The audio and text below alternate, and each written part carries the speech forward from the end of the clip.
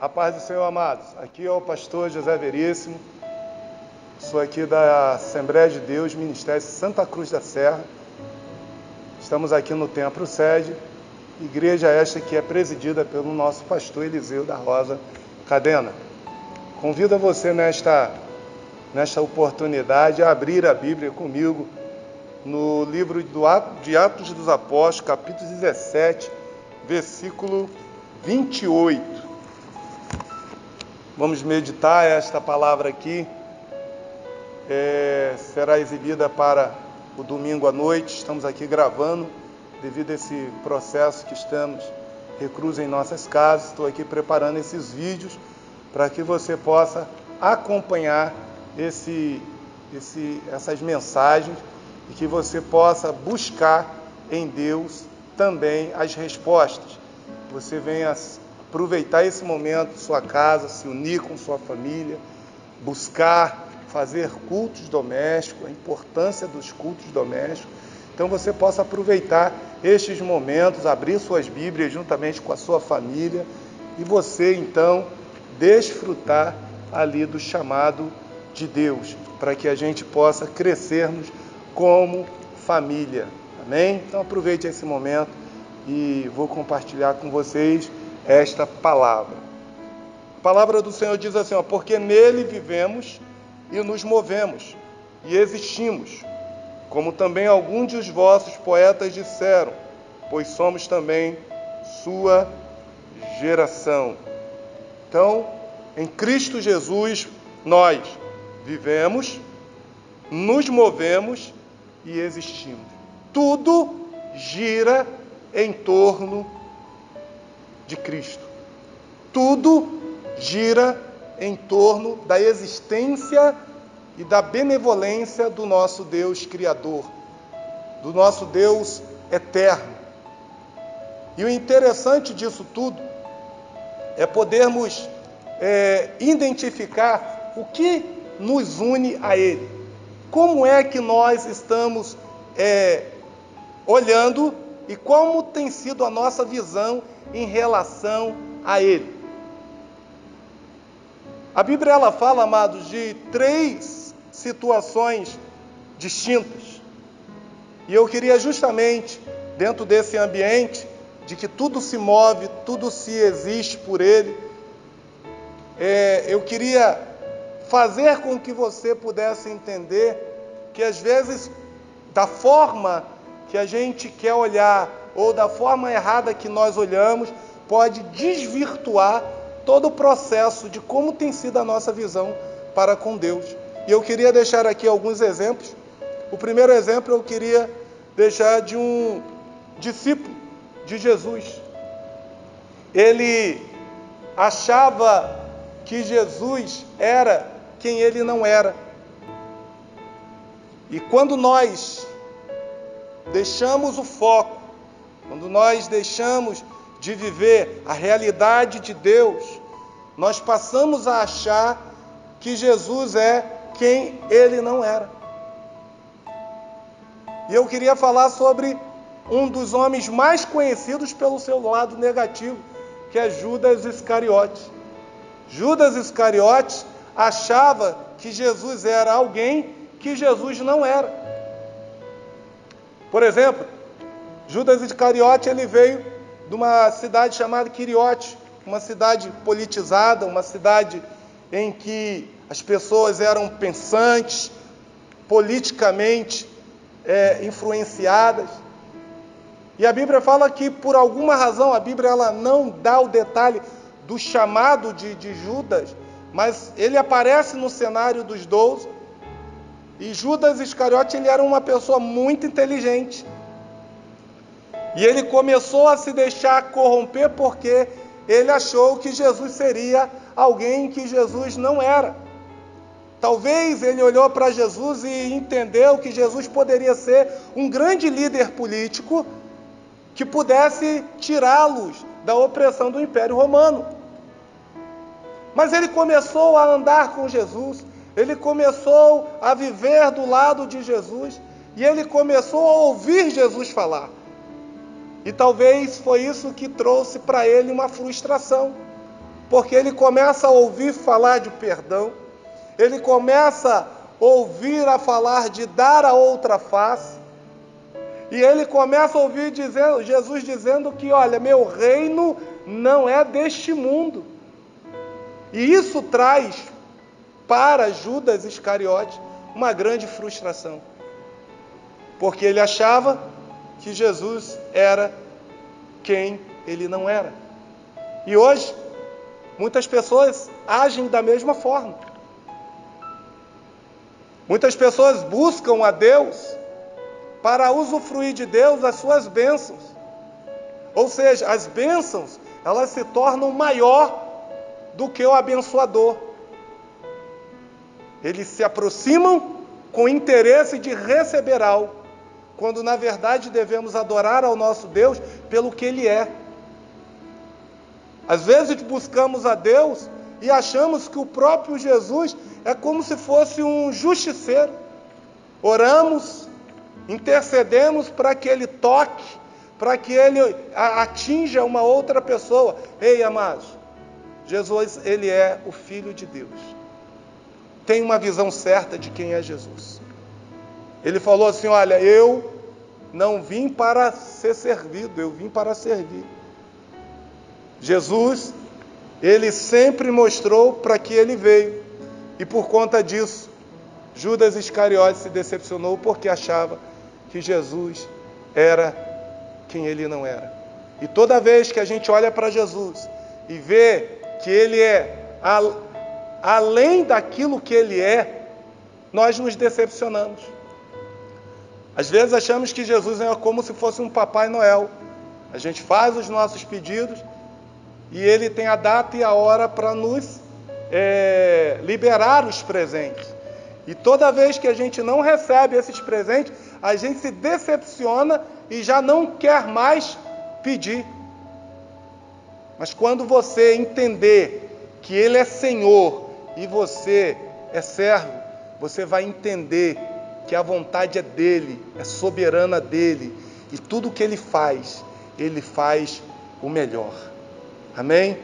A outra visão, amados, de quando a gente perde esse contexto, que a gente acabou de ler aqui no versículo 28, que nele vivemos, nele nos movemos e nele existimos, passamos a achar que somos quem nós não somos. Ou seja, passamos a achar que somos mais daquilo que somos, e a gente entra pelo mesmo erro. E eu posso usar um exemplo bíblico de mais um discípulo de Jesus, que é o apóstolo Pedro.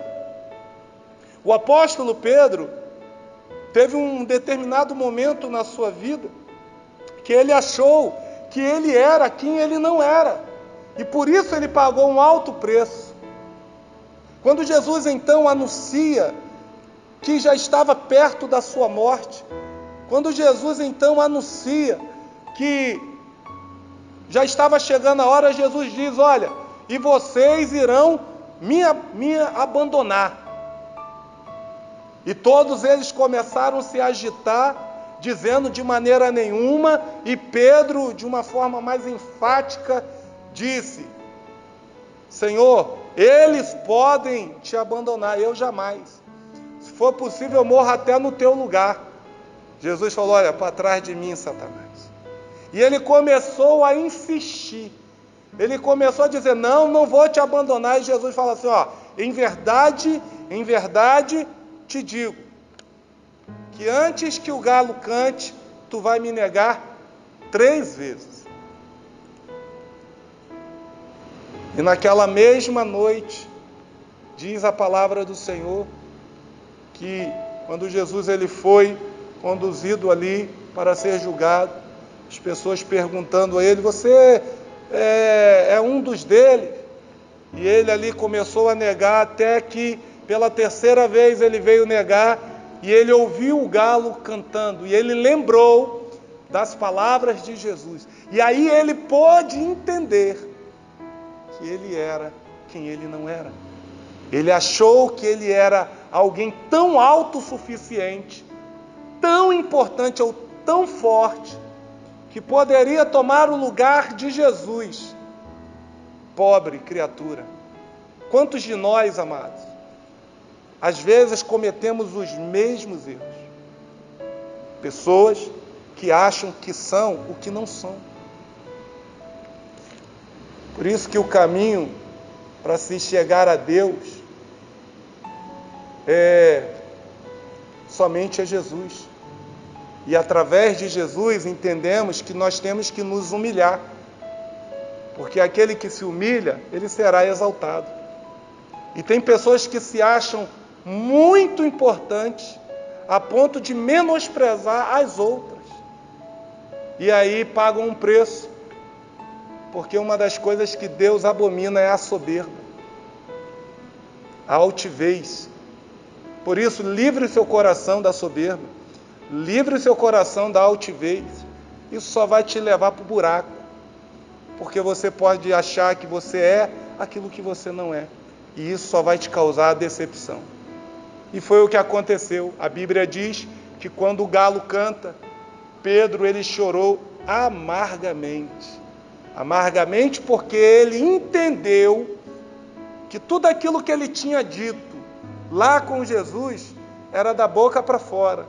Porque ele, na verdade, ele era um cego, pobre, nu. Um pobre coitado, como qualquer um de nós. Se não for a graça, se não for a misericórdia de Deus, nós não temos solução. É a graça e a misericórdia do Senhor que faz com que a gente levante todo dia e creia em um Deus que tem tudo sobre o controle dele. Por isso, não ache que você é além daquilo que você é. Coloque o Senhor no primeiro lugar e você vai ver que quando Ele te exaltar, você vai ver que Ele vai te colocar nos lugares elevados para que o nome dEle, não o teu nome, seja glorificado. E o outro que eu queria fechar essa mensagem era que, ao contrário de Judas e ao contrário de Pedro, ele reconheceu quem era Jesus e ele reconheceu quem era ele. Embora ele tenha tido uma importância tão grande, a Bíblia não diz o nome dele, mas todo mundo conhece, que é o ladrão da cruz. A Bíblia diz que quando eles estavam sendo crucificados, Jesus ali no meio, um outro ladrão, dizendo: olha, se tu é o Cristo mesmo, sai daí, tira-nos também. Mas como se o Espírito Santo tomasse aquele homem, ele disse: tu não teme a Deus, estando em igual condenação? E o interessante é que Jesus ele não respondeu nada àquele outro homem. Mas quando este ladrão que disse: olha, nós estamos aqui porque fizemos para estar aqui. Ou seja, ele reconheceu quem ele era. Estamos aqui porque nós fizemos para tal. Mas este homem nada fez. Ele reconheceu Jesus. E ele se dirige a Jesus e diz: olha, Senhor, lembra-te de mim quando entrares no teu reino. Ele reconheceu quem ele era. Ele reconheceu que ele era um pobre, miserável pecador. Mas também ele reconheceu a grandeza de Jesus. Ele reconheceu Jesus como rei, pedindo para que Jesus lembrasse dele no seu reino.